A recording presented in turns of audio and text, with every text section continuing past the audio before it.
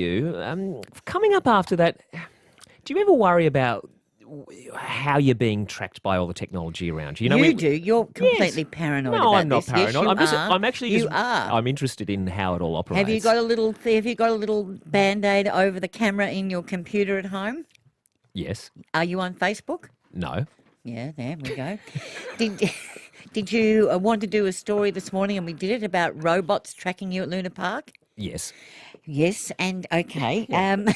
Well, look, I'm really. Aren't you interested in the way He's a that we're? technophobe. No, I'm not actually. I love technology, No, but no. I'm really interested in the Is way that a that we. record player over in the corner? Yes, Yeah, yes. there we Is go. it a fountain pen? Yes. Is it a wind-up watch? Yes. Yes. But look, the thing about technology is we love it and it's terrific. And yet you can't help but be a little bit concerned about how it's going to be used in the future. I mean, if you look at China, for example, and you look at the way that they have used technology, they're sort of at the forefront of technology in lots of ways.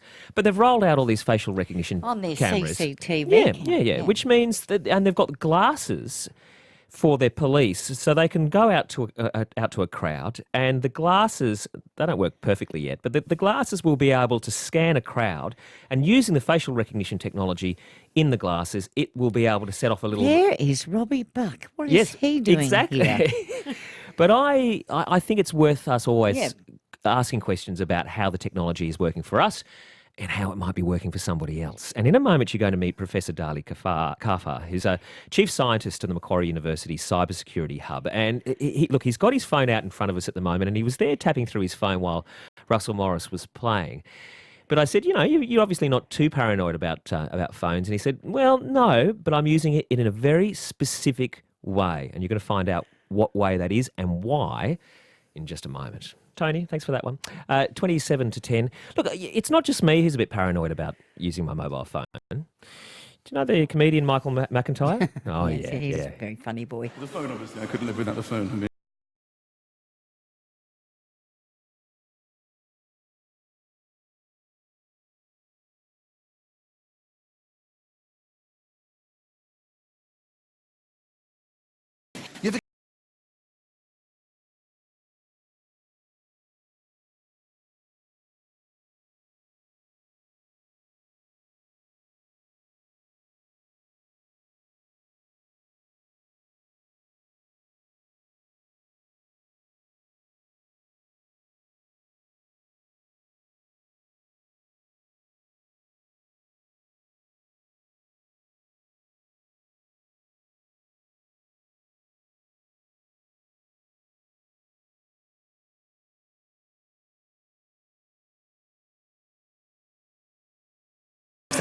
Well, it may not just be your friends who are listening into your phone calls or getting a sense of who you are from the way that you use your phone. This is interesting. There's been the International Privacy Enhancing Technologies Symposium has just wound up in Barcelona. And a leading Australian researcher in the field, Professor Dali Kaafar, has presented a paper entitled Touched and You're Tracked / Trapped. Dali is the chief scientist at Macquarie University's Cybersecurity Hub and the leader of the Information Security and Privacy Group at the CSIRO's Data61 business unit. Good morning to you. Morning. Yeah. Well, you have absolutely fascinated us with this one. So what you're saying is the way that you touch, you swipe, you hold, you look at various apps and so forth. Even the very way that you do that reveals something to those who are capturing data. Absolutely. That's actually called tracking, essentially. And the way that you interact with these little touchscreen devices is telling a lot about you and is definitely uniquely identifying you. And So that's actually the way of tracking you or making the tracking possible. So it's like a fingerprint, is it? Absolutely. It is actually a fingerprint. So it is the velocity of the swipes that you do, the acceleration, all these features. That you Really? can, yeah. Whether you slow swipe or fast swipe? Yeah. It's actually the way that you tap on the screen, No. the pressure that you're having while tapping on the screen. That is very, very unique to you. And obviously, the combination of all of this makes it really like a super unique fingerprint. Oh, wow. Gosh, you're really terrifying me now. But back up here. Hang Back on. up. Who is finding out all this stuff about us? I mean, where is this information going? So this is the good and bad thing about this, right? The fact that it is very, very unique. first makes it, appealing from many different perspectives. We can talk about it later. But it's actually also scary. And I think, Robbie, you're right to be a little bit concerned about these, how the technology can be misused here, because this is definitely one way of making this tracking Thank you, Dali. possible. Thank you very much. You can say that again as many times as you'd like. Now, I think we really have to be a little bit pragmatic of how this technology can be used. And so the fact that you're very unique by using this particular technology, for example, makes it possible to track you on one side, but also makes it possible to uniquely identify you, and definitely, for instance, make it possible to do proper authentication as, alternative to passwords, for example. So we know that passwords are not really the right way of authenticating people, right? Yeah, I mean, yeah. it's annoying and not necessarily Okay, secure so- in many different But ways. where is that information going right at this minute? So the operating system, while you're using the little devices here, collects lots of information, right? And amongst these information is how you're operating these devices. This is collected on the touch screen. Interfaced with this touch screen, there is a little bit of interface, software interface that collects a huge number of information. And then you take all this information and you generate a bunch of features. There's a little of machine learning, what we often refer to as artificial intelligence in there, that makes all of this possible. So, so Apple and Google, for example, are they're always getting updates on how we're using our phones, is what you're saying. Well, most apps would actually Yeah, having access to this. The interesting bit here is that, I don't know if you're familiar with this notion of permissions. Most of us are. When we Yes. install apps, we are actually looking into these permissions. These things are collected without even permissions. Okay. I asked you during that song before about you using your phone. You said, yes, I'm using my phone, but I'm using it in a particular way. Reveal how you, as somebody who's steeped in all of this information and how it's used, how do you use your phone? I'm going to have a guess here. Do you swap hands sometimes? Well, since do it with your feet or what? since we've done this study, I'm trying hard. It's actually very, very difficult to avoid this type of tracking, by the way. Look, there are many different ways that where I think you could actually use some of this technology in a way that is more or less secure, or like at least more or less private. Number of software that you can install. I think actually installing ad blockers, for example, or anti-tracking software or apps makes it possible. You can use it with different other software. But then like- don't just the anti-tracking people have all your information? Oh no, there is a bit of trust to be involved in there. Number one, and most of these apps that you would be installing will actually be scrutinized by a number of researchers and scientists who are privacy advocates, and so we know exactly what's going on there. All right, I want to ask you this question, Dali. We're speaking with Dali Kaafar. He is a chief scientist at the Macquarie University Cyber Security Hub. I was helping my son out with an essay that he was doing about, collecting data and so on. And I was looking at the whole area of Pokemon Go, which was a massive data sink, really, was a vacuum cleaner, whatever you want to call it. But and so I was reading quite a lot of scholarly articles about this. And one of the things that kept recurring was that even though this extraordinary amount of data is being collected, a whole lot of companies, a whole lot of entities still don't know what to do with it. Like there's so much data that they're 5 to 10 years behind being able to analyse it and use it properly. Would you agree? To some extent, yes, because the amount of data is so big that we definitely cannot even imagine how much we can do with this data. But unfortunately, the data is there, and the data today is being used. Do you have a Facebook account? No. Wendy? Oh, yeah, but I don't use Okay. it, but it's sitting there, yeah. Okay, so to Robbie's point earlier about being a little bit concerned about the misuse of the technology, the Facebook Cambridge Analytica thingy that happened this year Yeah, was sure. just the tip Scandal. of the iceberg, right? But and yeah. just to the point of how much this data is being used and for what purposes our data is being used.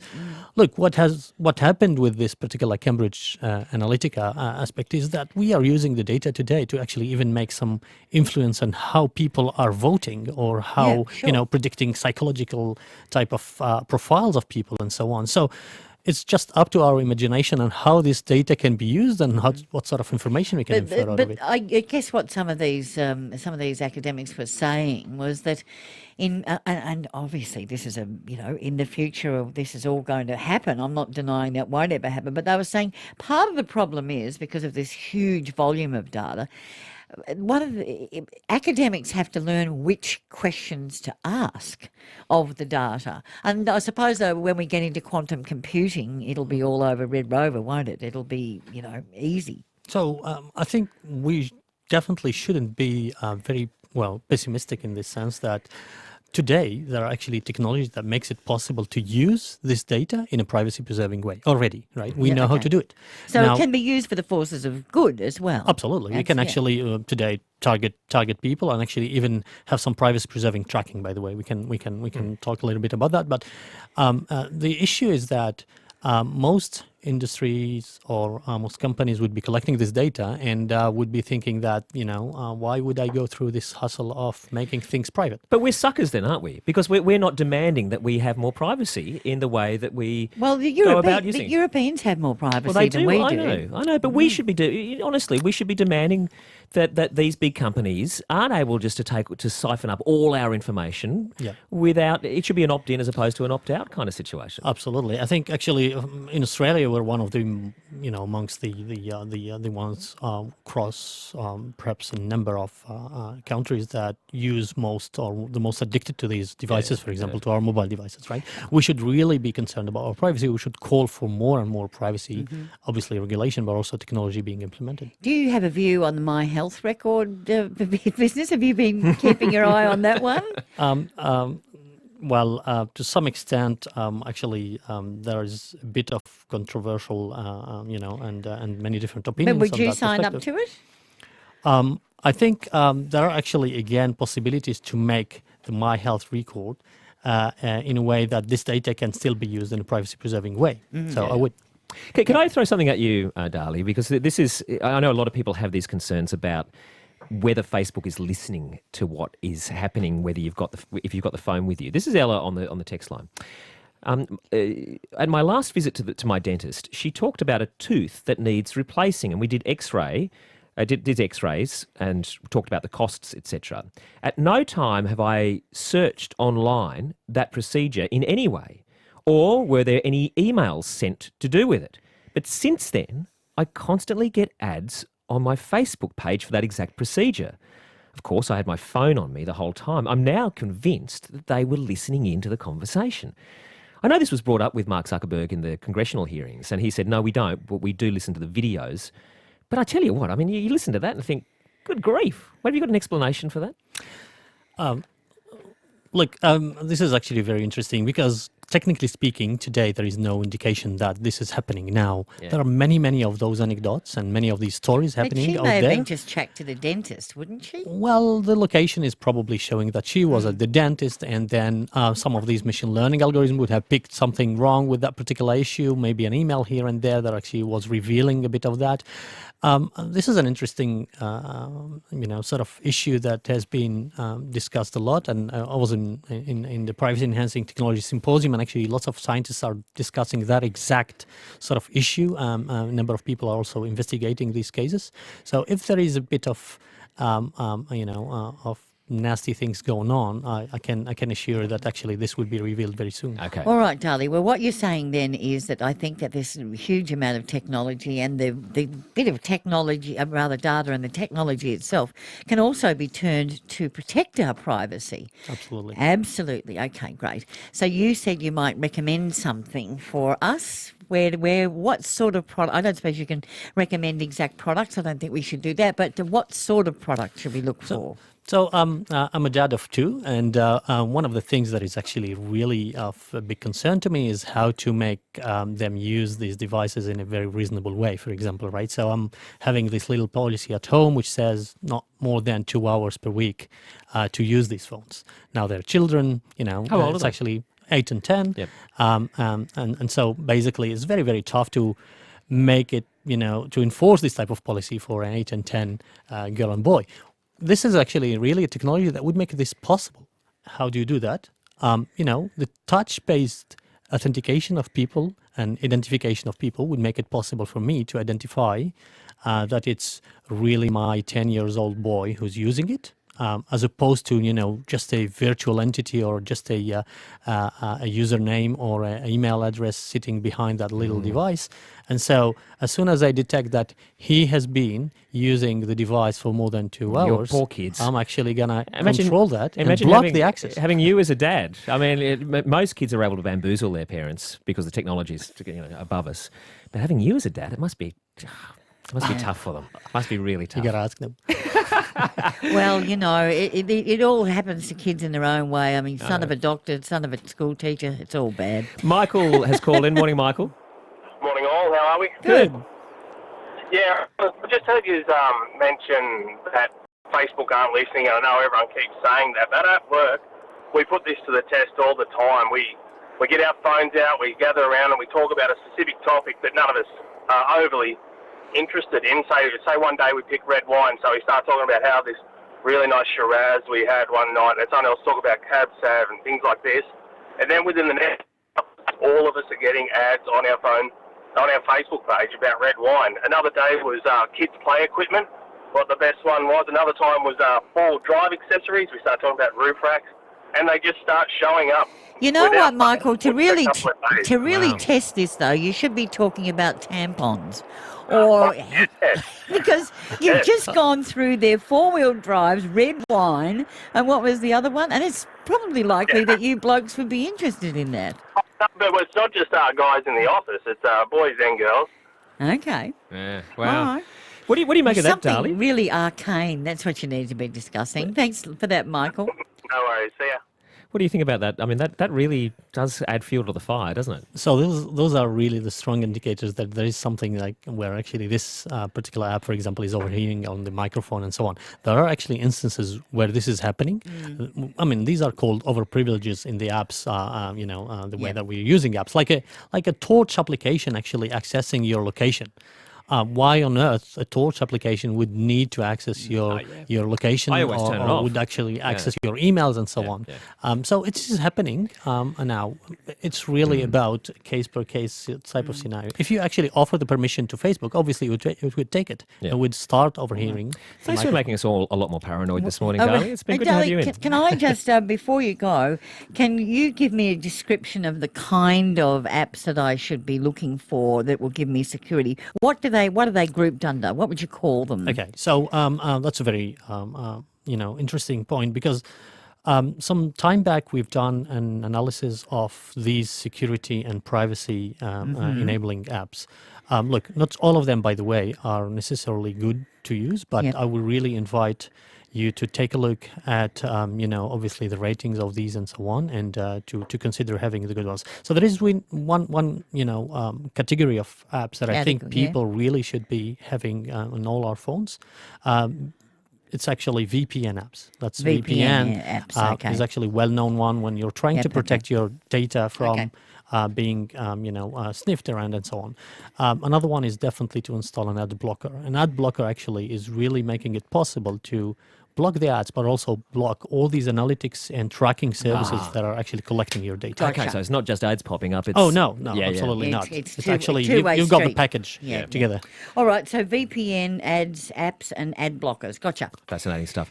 Dali, Thank you. for sharing all of that with us this morning. We might get you back Michael's, again. I mean, rather, Robbie's got the heebie-jeebies now. He's going to have to go and have a lie down. Oh, yeah, I feel vindicated, actually.